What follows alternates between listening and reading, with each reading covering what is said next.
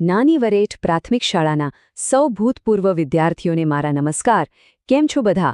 આજે આપણે બધા સાથે મળીને આપણી શાળાની એક એવી સફરને યાદ કરવાના છીએ જે માત્ર શાળાની નહીં પણ આપણી સૌની છે. તો ચાલો સાથે મળીને એ યાદોની ગલીઓમાં ફરી એકવાર ખોવાઈ જઈએ. જુઓ, આ કોઈ સામાન્ય વાક્ય નથી. આ તો આપણી શાળાનો પાયો છે, એનો આત્મા છે, ખરું ને? યાદ કરો તો, આ જ સંસ્કારોથી તો આપણે સૌ ઘડાયા છે. આ કંઈ ખાલી દિવાલ પર લખેલો સુવિચાર નહોતો. આ તો દરેક ક્લાસરૂમમાં ગૂંજતો હતો, દરેક ટીચરના શબ્દોમાં હતો, અને સાચું કહું તો આપણી દોસ્તીમાં પણ જીવતો હતો. આવે છે યાદ એ દિવસો? તો ચાલો આપણી શાળાના ઇતિહાસની શરૂઆતથી વાત કરીએ. કઈ રીતે એક નાનકડા વિચારનું બીજ રોપાયું અને જોતજોતામાં તો એ એક એવો વિશાળ વટવૃક્ષ બની ગયું જેની છાયામાં આપણા જેવા હજારો વિદ્યાર્થીઓએ પોતાનું ભવિષ્ય બનાવ્યું. આ તારીખ જુઓ, 10 માર્ચ 1980. આ એ દિવસ છે જ્યારે આપણા આ જ્ઞાન મંદિરનો પાયો નંખાયો હતો. અને આજે એ વાતને પૂરા 46 વર્ષ થઈ ગયા છે. આ સમયરેખા ખાલી વર્ષોનો હિસાબ નથી, પણ એ દરેક પેઢીની કહાણી છે જે અહીં ભણી, રમી અને મોટી થઈ છે. 46 વર્ષ. આ આંકડો બોલવામાં જેટલો સહેલો છે ને, એની પાછળ એટલી જ મહેનત અને સમર્પણ છુપાયેલું છે. વિચારો, આ 46 વર્ષોમાં કેટલાય સપનાઓને પાંખો મળી હશે, કેટલાય શિક્ષકોએ પોતાની જાત ઘસી નાખી હશે, અને આ શાળાએ આખા વિસ્તારમાં શિક્ષણનો કેવો અદ્ભુત દીવો પ્રગટાવી રાખ્યો છે. ચાલો, હવે સીધા આવી જઈએ તાજેતરની ઉજવણી પર. 10 માર્ચ 2026. એ દિવસે આપણી શાળાનું પટાંગણ ફરી એકવાર જાણે જીવંત થઈ ઉઠ્યું હતું. આનંદ, ગૌરવ અને યાદોનો એ દિવસ.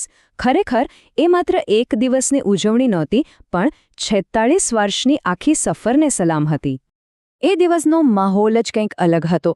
દીપ પ્રાગટ્યની પવિત્રતાથી લઈને શાળાના ગૌરવગાન સુધી દરેક ક્ષણ રૂવાડા ઊભા કરી દે તેવી હતી. અને આજના વિદ્યાર્થીઓ, અરે વાહ, એમના સાંસ્કૃતિક કાર્યક્રમોએ તો સૌના દિલ જીતી લીધા. અને હા, નિવૃત્ત શિક્ષકોનું સન્માન, એ ક્ષણ ખરેખર બહુ ભાવુક હતી. પણ સાચું કહું તો આખા કાર્યક્રમનું હૃદય તો હતા આજના વિદ્યાર્થીઓ. એ નાના ભૂલકાઓનું સ્વાગત ગીત અને ગરબા જોઈને આપણા દિવસો યાદ આવી ગયા, જ્યારે આપણે પણ આ જ સ્ટેજ પર આવી રીતે જ પરફોર્મ કરતા હતા.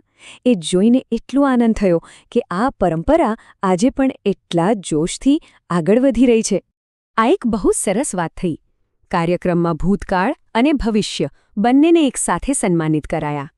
એક તરફ એ ગુરુઓનું સન્માન થયું જેમણે આ શાળાનો પાયો બનાવ્યો, અને બીજી તરફ એ હોનહાર વિદ્યાર્થીઓનું સન્માન થયું જેઓ આ વારસાને નવી ઊંચાઈઓ પર લઈ જશે.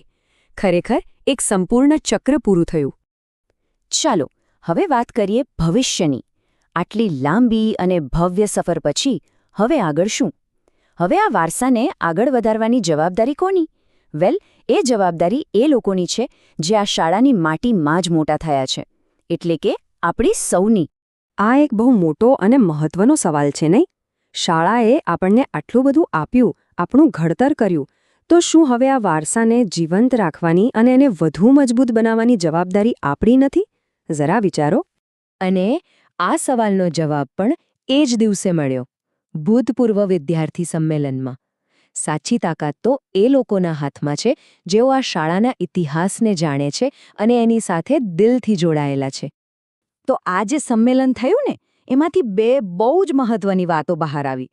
પહેલી તો એ કે બધા ફરી ભેગા મળ્યા, જૂની વાતો યાદ કરી, શું મજા આવી હશે. પણ બીજી અને સૌથી અગત્યની વાત એ હતી એક સંકલ્પની, એક સામૂહિક વચન કે હવે આપણે સૌ મળીને આપણી શાળાના વિકાસ માટે કંઈક કરીશું.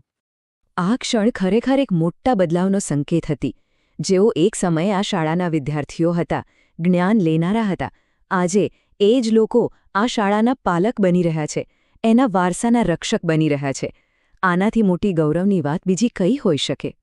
અને અંતમાં બસ આ એક સવાલ આપણી સૌની સામે છે. આવનારા 46 વર્ષ કેવા હશે? એ ભવિષ્ય કેવું હશે જે આપણે સૌ સાથે મળીને ઘડીશું? આનો જવાબ આપણા સંકલ્પમાં અને આપણા પ્રયત્નોમાં છુપાયેલો છે.